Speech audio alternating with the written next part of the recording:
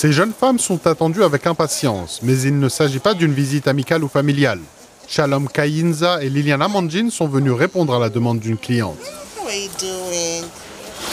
Les deux techniciennes ont installé un module solaire ici il y a quelque temps.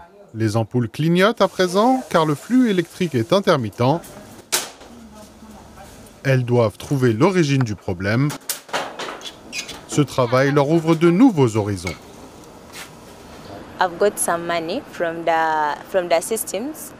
Je gagne un peu d'argent en installant les systèmes.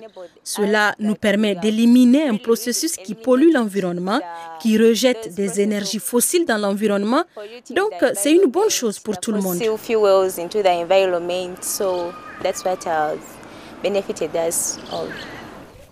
Suzanne Atumbwe tire elle aussi profit de l'énergie solaire, mais d'une autre manière.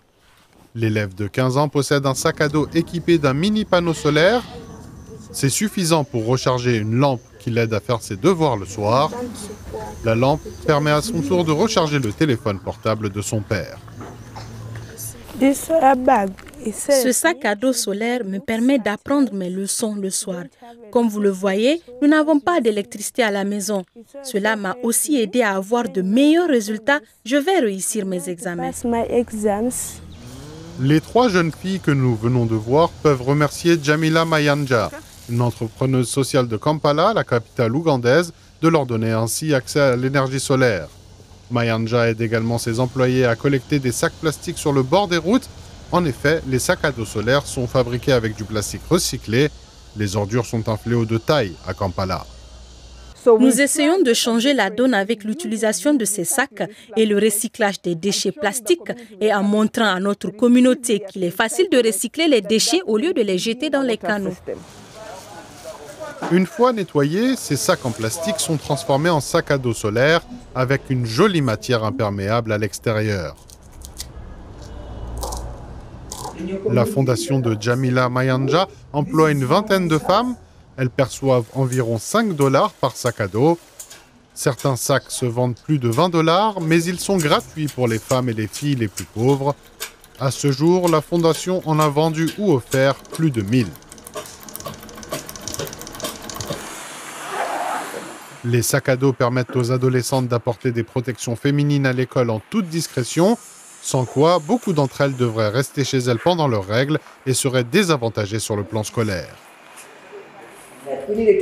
Nous voulions leur montrer que ce n'est pas un problème d'aller à l'école quand on a ces règles. Le sac à dos leur apporte un certain confort et leur a permis d'améliorer leurs résultats scolaires. Donc ce sac a permis aux filles de ne pas manquer l'école et d'avoir de meilleures notes. Revenons à Suzanne. Elle doit souvent s'occuper des tâches ménagères après l'école et elle ne peut faire ses devoirs qu'à la nuit tombée, ce qui serait impossible sans la lampe solaire. Et quand elle retourne à l'école le lendemain, la lampe solaire se recharge dans son sac à dos. Suzanne a fait des progrès, d'après son enseignante, également en charge des matières scientifiques et environnementales. Elle trouve que le sac à dos est un exemple pratique et réussi de recyclage du plastique. Ces sacs à matériaux recyclés illustrent concrètement ce que nous apprenons en cours. Ils sont pratiques et nous sommes reconnaissantes. Mais quel intérêt d'avoir de bonnes notes s'il n'y a pas de perspective de travail, comme c'est souvent le cas pour les jeunes ougandaises? C'est là qu'intervient le programme Girls with Tools, filles outillées, mis en place par l'entrepreneuse sociale Jamila Mayanja.